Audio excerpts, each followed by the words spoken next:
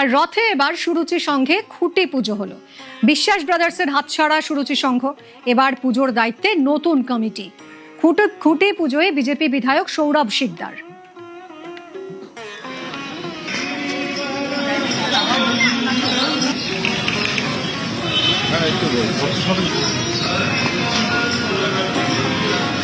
বিশ্বাস brother hills সুরুচি সংঘের পুজো এবং খুঁটি পুজোর মাধ্যমে প্রস্তুতি কার্যত শুরু হয়ে গেল। এবং খুঁটি পুজো করলেন কারা? বিজেপি বিধায়ক সৌরভ শিকদার সহ নতুন কমিটি। আমার সঙ্গে রয়েছে, সরাসরি কথা বলবো।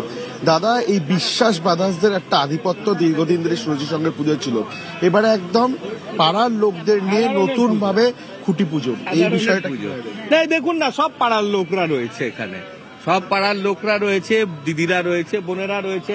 ওখানে যান, ওনারা গান করছেন মনের আনন্দে। এই পরিবেশ কোনোদিন ছিল না সুরুচিতে। আমি এটাই চেয়েছিলাম, যাতে এটা সর্বজনের পুজো হয়, সার্বজনীন পুজো। এখানে কারুর প্রবেশ অধিকার ছিল না।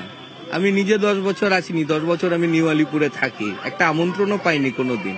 এই ভিআইপি কালচারটা এই সার্বজনীন পুজো কতটা বন্ধ হওয়া উচিত এবং এই বিশ্বাস ব্রাদার্সের যে আধিপত্য ছিল, এই বিষয়টা কিভাবে দেখছেন? কারণ এবারে নতুন কমিটি আপনার দায়িত্ব। বিশেষ ব্যবস্থা কারোর জন্য থাকবে না, ভিআইপি কালচার এখানেও হবে না। এখানে প্রথমবার রুট অবধি ঠিক হবে এলাকাবাসীর মতামত নিয়ে। আমি তো এখানকার পাড়ার ছেলে, আমি এলাকাবাসী হিসেবে এসেছি, আমারও এখানে কোনো রাজনৈতিক পরিচয় নেই। বোর্ড লাগানো রয়েছে, এই জমিটার যে এনক্রোচ করে রাখা হয়েছিল তাদের জমি, তাদের বোর্ডও রাখা হয়েছে। এই বিষয়টি নিয়ে আলোচনা এটা না, এটা তো এলআইসির জমি, এটা জোর করে দখল করে রাখা হয়েছিল। তাদের জমিতে তারা বোর্ড লাগিয়েছেন, আমরা তাদের সাথে কথা বলে তাদের অনুমতি নিয়ে এখানে পুজো করব। আগে তো এখানে দখল করে ঘর বানিয়ে নেওয়া হয়েছিল, এগুলো চলবে না। এবং আমি তাদের অনুরোধ করব এখানে যাতে একটা পার্ক বানিয়ে দেয়। এটা আগে পার্কই ছিল, এমনি শহর থেকে সবুজ হারিয়ে যাচ্ছে।